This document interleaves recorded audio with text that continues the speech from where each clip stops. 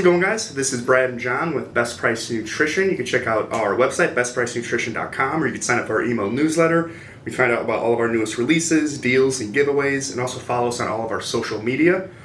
Today, what are we going over? So today we're going to be talking about the difference between DMAA and DMHA. Obviously, DMHA fat burners and pre-workouts are by far our hottest sellers. Yeah. And people who've been taking supplements, people who really like stimulants, once you go DMHA, you can't go back to just caffeine. I can vouch for that, for sure. And for anyone who's wondering, like some of our most popular DMHA fat burners would be pretty much the whole high-tech series of fat burners, the Lipodrenes, Fento 16, another high stim one we got in. The Muscle Force. Yeah. The Condemned Lab Arsonist. Yeah. Some of our most popular fat burners for pre-workouts, Mesomorph, Jack 3D, Convict, El Chapo, Escobar, Defiant Unleashed. Yeah. And we have a whole section on our website of DMHA enhanced pre-workouts and also DMHA fat burners. So if you guys want to browse and shop strictly the DMHA products, you can do that on our website as well. We also have a great guide on DMHA if you guys are more interested in learning about this ingredient. And give them a little bit of history. So DMAA used to be really popular. A lot of the most popular pre-workouts and fat burners that used to have DMHA transitioned over to DMAA transitioned over to DMHA. Yeah. So DMAA, depending when you started working out, if you started working out in the past 4 years, you probably never had a pre-workout or a fat burner with DMAA. If you started before that and you didn't really know what it was, if you had a really strong pre-workout, chances are DMAA was in there. Everyone loved it. It was awesome. It basically went away in like 2017, 2018, something like that. Maybe the end of 2017 it got banned. And it really shouldn't have, because the whole basis of you being able to have an ingredient like this is that it's found in nature, which it is through the geranium plant. You can find DMAA in there. But it got banned. And even when it was banned, you could still sell off what you had. So, the end of 2017 through 2018, people kind of sold out of all the DMAA stuff that they had. And probably mid-2018, all these companies tried to just take it out and do caffeine products, but they sucked and they weren't strong enough. So they found DMHA, which actually has been around for a long time, and they put that in there instead of DMAA. I think the most notable products with DMAA were the old Jack 3D. That, far and away was the most popular one. It looked like a red and white, medical label kind of look to it. That and the Mesomorph and the Lipodrenes. Those, everyone knew what those were. Everyone knew that those had DMAA. They were freaking awesome. But now it's all DMHA, and DMHA is good. It's probably going to be around forever. I don't see it getting banned. I think if it were going to be banned, it would have by now, but it hasn't, so it's probably here to stay. Both very similar. A lot of people, I think most people probably like DMAA more, but I think at this point it might be a case of they just haven't used it in a long time, so it's kind of like the nostalgia. DMHA is very good. They're just kind of different. One thing that I always point out to customers in our brick and mortar retail store next door, if you want to try DMHA and kind of pure DMHA, the Muscle Force Defiant Unleashed pre-workout, very unique. I noticed we have more people coming in looking for, I want either a caffeine-free or a low-caffeine pre-workout, but they still want the DMHA. Yeah. I think it's the only one I've ever seen that has 200 milligrams of DMHA, no caffeine. So a lot of people feel like DMHA, cleaner energy, longer lasting, more euphoric, and kind of a smoother come down. Yeah. And a lot of people feel like maybe caffeine is kind of what leads to their crash. So very cool pre-workout you may want to check out is the Defiant Unleashed. Yeah, it is a really good pre-workout. I like that one a lot. Another thing I've heard from some of our customers, and just as kind of a warning to people, I know a lot of people like making their own pre-workouts, and I've had a couple kids in the store recently who said, thinking about buying a bag of DMHA or DMAA. You hear about people mixing up dosages and ODing on caffeine. Yeah. And DMHA is quite a bit stronger than caffeine, so tread carefully if you're planning on getting just some raw DMHA powder and adding it to your own supplements. There's a reason you can't buy powdered caffeine anymore. They banned it because there was kids doing full scoops of it, not realizing that. Think about 200 milligrams. Think about it. I don't know if you guys know what size, whatever.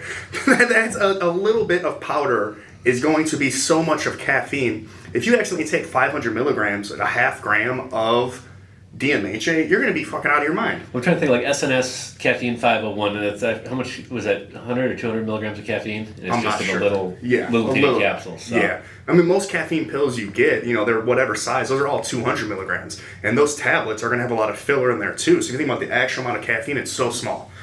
Yeah, don't mess with powdered stimulants. In terms of some of the other differences, both are banned by WADA, or the World Anti-Doping Association. A lot of people wonder about strength, and even though a lot of people are disappointed that DMAA has gone away, I think most people are content with DMHA. It's more than enough energy. But for anyone who's wondering about kind of the differences, DMAA is about 2 to 3 times stronger per milligram than DMHA.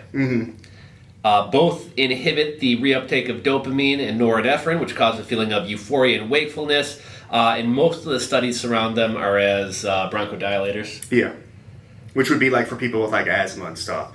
Like that's how a lot of this stuff comes about. There'll be like asthma medications like albuterol and clenbuterol. Those are like fat burning ingredients. I don't know if people use albuterol, but that's like what's in an inhaler. Those things started as asthma stuff because bronchodilators open up the bronchioles in your lungs, help you breathe more. And the more oxygen you can get going, the more you can burn fat. It's kind of how that works. And as far as typical dosages, this kind of goes along with the 2 to 3 times as strong. The typical dosage in pre-workouts fat burners was about 50 milligrams of DMAA, whereas 100 to 200 of DMHA. Some of our DMHA pre-workouts are actually going up to, 225. I think Convict, El Chapo, and a few others. In terms of aliases, I know that confused a lot of people. We get a lot of calls when people say, I don't see DMAA on the label. So DMAA was referred to as geranium extract sometimes, whereas DMHA you'll oftentimes see on the side of tubs as English walnut, Juglans regia, oxydrone, or Calleglia africana extract. There's probably a dozen other chemical names that are also DMHA. The chemical name that you'll see the most is 2-amino-isoheptane and 2-amino-hexapentane, something like that. But the 2-amino-isoheptane is far away more than what you'll see it as any of these things. And in terms of, and I know you take a lot of DMHA stuff, you've tried a lot of the DMAA stuff as well. As a user in either a pre-workout or a fat burner, like what do you feel from either, and kind of what's the biggest difference to you between them? Me and Edwin were actually just talking about this. With DMAA, I felt like you kind of got more of a euphoric kick, and definitely more of a euphoric kick, and you could just be in the gym for like 5 hours and it not be anything. DMHA, you get wicked strong focus and a good kick of like motivation, I would say.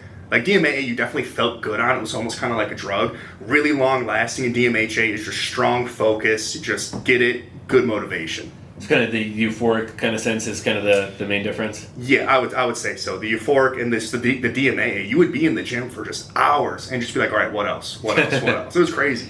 And if you are a fan of DMAA, or if you like that kind of euphoria and that sense of motivation, look for some pre-workouts that have both DMHA and Areogerensis. Yeah. Areogerensis is another stimulant that very strong motivation, very strong kind of mood boost, and almost sense of euphoria. And I think kind of the combo of those two ingredients is going to be probably very similar to DMAA. Can you think of any off the top of your head that have both? I want to say Defiant Unleashed has both. I know we probably got at least 3 or 4. I think the swole ones do, I want to say. I know Convict doesn't. I want to say a lot of the newer strong ones pretty much always have that combo. That seems to be what's coming out, yeah. And you guys can use the search function at the top of our website. If there's an ingredient that you like, whether it be DMHA, Areogerensis, use the search function. Whatever products contain that ingredient will typically come up in the searches. So. Yeah. Did you ever use DMAA? I think I've tried like an old Lipodrina Elite or something like that had DMHA only once or twice. Yeah. Some people found some old samples or something like that. I'm kind of a wimp when it comes to the stims. So I remember I tried one product before a workout, had like the most insane workout of my life, and then laid on the couch the rest of the day Saturday afternoon. So. Yeah. And that's one of the things, honestly, with DMAA and DMHA, two things. One, you can still find DMAA online from shady places, but I can almost guarantee you it's not real DMAA, it's something else. The main people who would produce DMAA all got in trouble, all got busted. So the chances of you getting real DMAA now from whatever site it is, very, very slim. And second, with the crashes, I only take DMHA or DMAA on the weekends, like a Saturday or Sunday when I have all day and I'm not going to be at work. It's awesome for the workout, but I do notice with heavy caffeine and either one of these, because I do still have some old DMAA samples. Heavy caffeine mixed with these does make me crash hard, but then it'll just kind of make you super tired and, like you said, just like lay awake with your eyes open for hours and hours.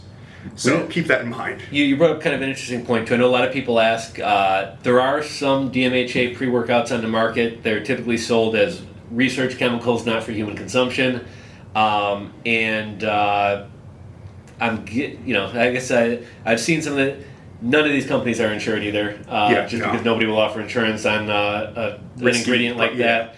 So there are the products out there, but tread carefully in terms of what you buy and what you take. And like you said, who knows if it's even DMAA in there?